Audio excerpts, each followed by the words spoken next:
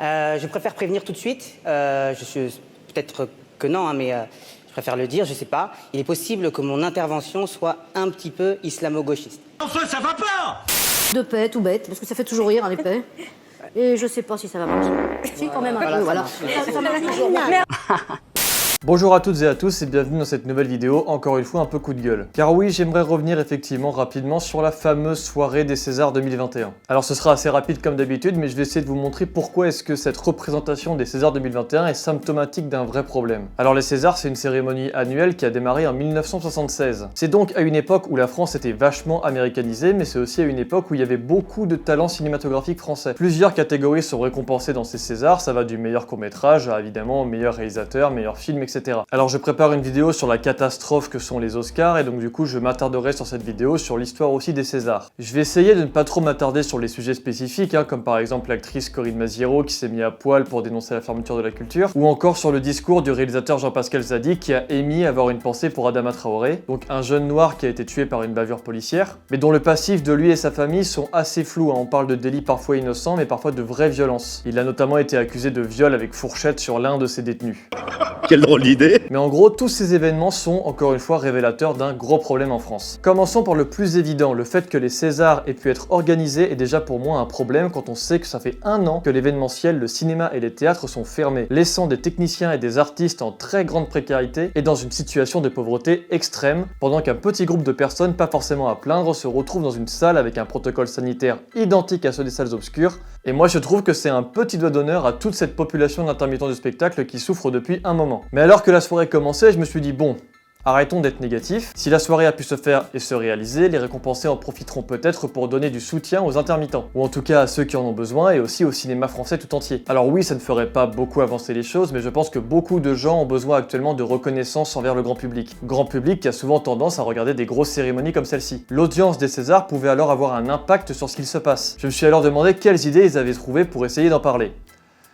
Et quelle ne fut pas ma déception. Au-delà de faire très souvent comme si de rien n'était, et après mûre réflexion d'ailleurs, ils auraient peut-être mieux fait de faire ça, le résultat de la soirée est raté. Les discours de Marina Foïs se mélangeaient avec de l'humour toujours plus gênant, dans le sens où le public des Césars a toujours un immense aspirateur dans les fesses, ne soyons pas grossiers, tombe très souvent à plat. Pas d'élégance, pas de subtilité. La cérémonie a été une succession de râlements, de plaintes de soi-même, d'une énorme victimisation de sa situation personnelle, sans jamais rentrer dans le profond du sujet, la situation de ceux qui les font vivre. Et c'est là où on va parler très rapidement de la décision de Corinne Maziero, actrice pour Capitaine Marlowe. Sans prévenir personne, elle a décidé pour dénoncer la fermeture des cinémas et théâtres de se mettre totalement à poil dans un maquillage sanglant, avec écrit « Nos cultures égale nos futurs » à l'avant et « Rends-nous l'art, Jean » au-dessus de ses fesses. Alors je ne parlerai pas de mon ressenti personnel en disant que je trouve ça vulgaire, ah bah je viens de le faire en fait. Mais plutôt de l'intention de Corinne Maziero qui en soi est bonne, mais où la forme rend compte d'une situation problématique. Corinne Maziero a dit plus tard dans les médias qu'elle a décidé de faire ça car plus que par les négociations, il faut un choc visuel, il faut qu'il y ait quelque chose qui tape. Que nous avons besoin d'action pour que les choses changent et en soi je suis assez d'accord avec elle. Mais pour moi le choc il doit rentrer dans une mécanique de réflexion, de remise en question. Je sais pas, par exemple, imaginons qu'au moment où Marina Foïs arrive pour présenter les Césars, bah le micro déconne parce qu'il n'y a plus de régisseur son, que la lumière déconne pendant toute la cérémonie parce qu'il n'y a plus assez de régisseur lumière, qu'un échafaudage se casse la gueule parce qu'il n'y a plus de régisseur de construction, enfin plein de petits trucs comme ça. En gros, pourquoi ne pas avoir transformé la cérémonie en cérémonie inachevée pour montrer à l'image que sans technicien, rien de tout ça n'est possible. Les gens en regardant ça se seront rendus compte de l'importance de ces métiers par exemple, enfin c'est une idée comme ça. Est-ce qu'il n'aurait pas fallu carrément boycotter la soirée comme l'a fait Albert Dupontel malgré les 7 récompenses pour son film? D'ailleurs, allez écouter ce mec à chaque radio, chaque émission qu'il fait, il est toujours très passionnant. C'est pour moi un homme important dans le cinéma français. Enfin bref, même un simple discours, une simple petite phrase, une simple pensée pour tout ce monde d'intermittents, ce monde d'artistes, ce monde de techniciens.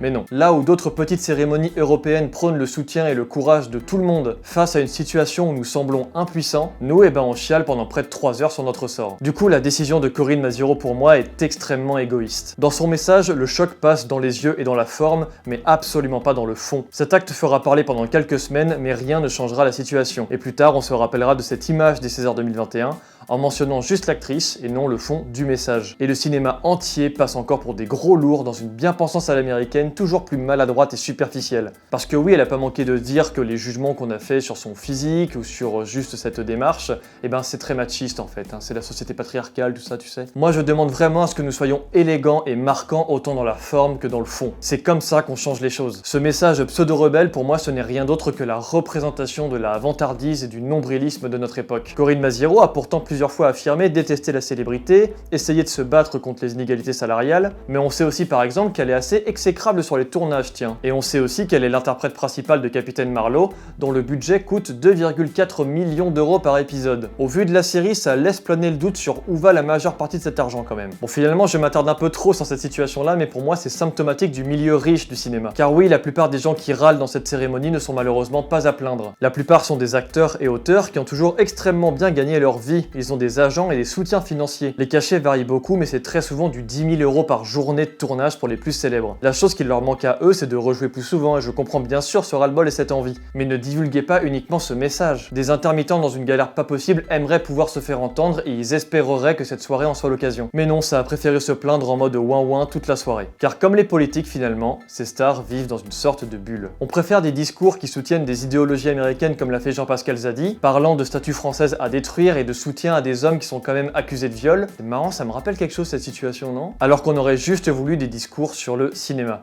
Juste le cinéma. La soirée a été entièrement politique, à travers des messages toujours superficiels, et c'est vraiment triste. Le cinéma français est beau, il est riche, il est bourré de talents trop peu présents à l'écran, d'acteurs charismatiques et d'actrices sublimes, qui a une histoire à rendre le cinéma américain rouge de jalousie. Mais dans la superficialité de cette soirée qui l'est depuis d'ailleurs longtemps, les remises de prix de manière générale récompensent les plus bien pensants et les plus riches, dans une ambiance de luxe qui n'est peut-être pas la bienvenue dans ces moments troubles. On ne récompense plus le talent, mais les modes. On ne retient plus les récompensés, mais les discours toujours plus banals et superficiels, et les moments ridicules.